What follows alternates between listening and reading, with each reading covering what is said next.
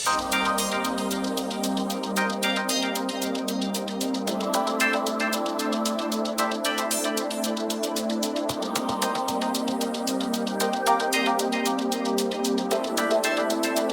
the core of Trustly's mission is to build payment services that empower consumers to obtain a better financial life.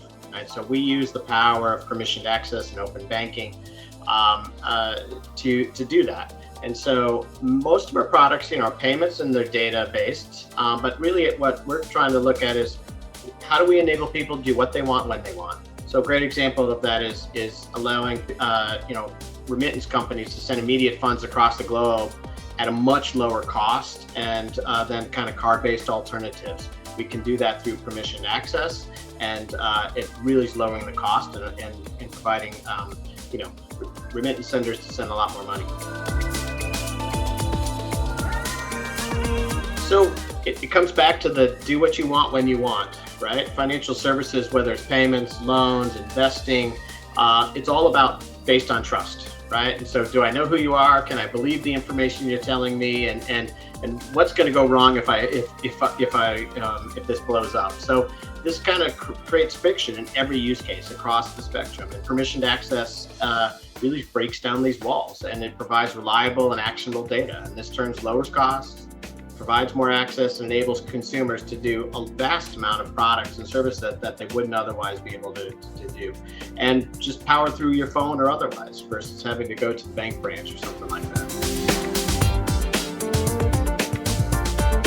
So we're engaged, absolutely. We're kind of a member of every organization around that we can find, certainly in the US and in Europe, that are working to build better standards and fighting for consumer rights. We're working through other organizations, through lobbying efforts and other industry and association wares to make sure that we're educating policymakers, because that's critical.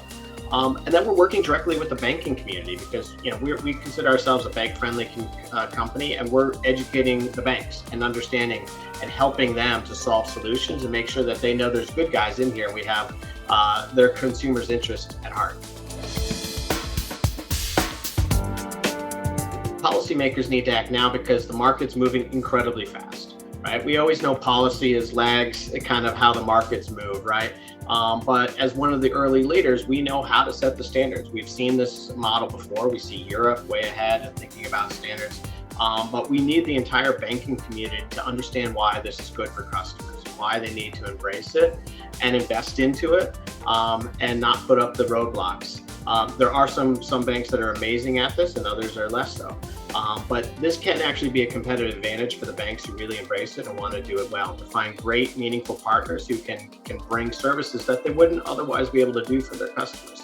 But it's a worldwide opportunity to kind of harmonize policy as working across. And I think that's also lost. We tend to think about this as US or Europe or other things, but this is about harmonizing data and money movement across the globe. We are in a shrinking globe right now, and we need policy to help us harmonize.